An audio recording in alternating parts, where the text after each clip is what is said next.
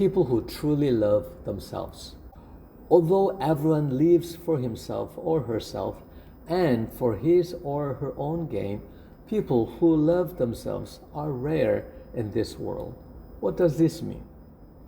People who live for themselves love their bodily attachments and the five desires: wealth, lust, fame, delicious food, and sleep, and nothing more.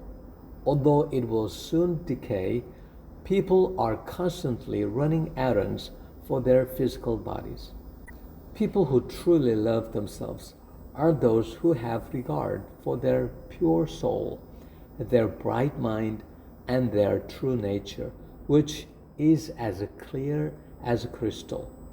Without being able to love the mind and soul, many live in the mistaken belief that loving and nurturing their bodies alone is the way to lead a good life. This is reality for many people. If your love for the body and the five desires is strong, you will not be able to love those around you.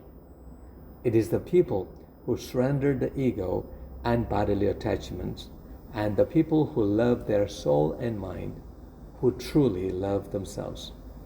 Only those who truly love themselves are able to love their family, neighbors, and their country. To love one's country means to love its land and the many people who live on it, as well as its history and the cultural legacies of the ancestors. Although there are many people in this country, there are very few who truly love and are concerned for their nation. I must do well. I must get more. I must succeed. Those who live solely for their own benefit and greed are not capable of loving their country. Surrendering while watching the mind. The practice of constantly watching one's mind is the basis of spiritual practice. If you did not look to other people or objects, but always looked into your mind would not leave you to follow the people you meet on the streets. When your mind is always with the reverence of surrendering, you are being mindful.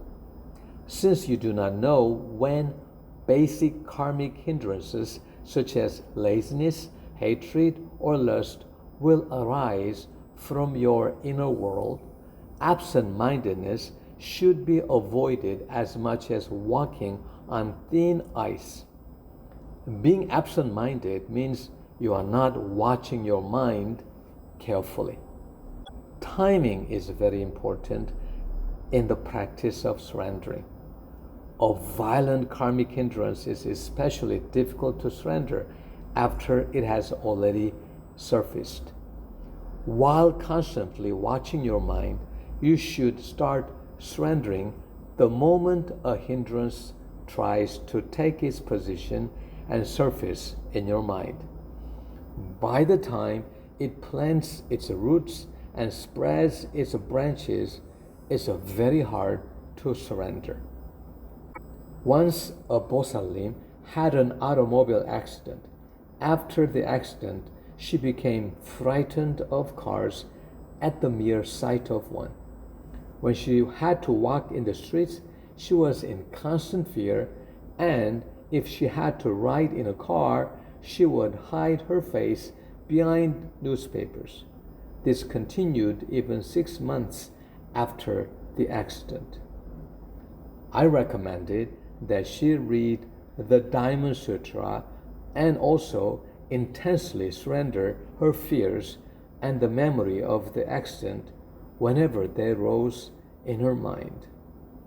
I asked her to surrender with a strong determination so as not to lose her mindfulness even for a moment, especially if she had to ride in a car.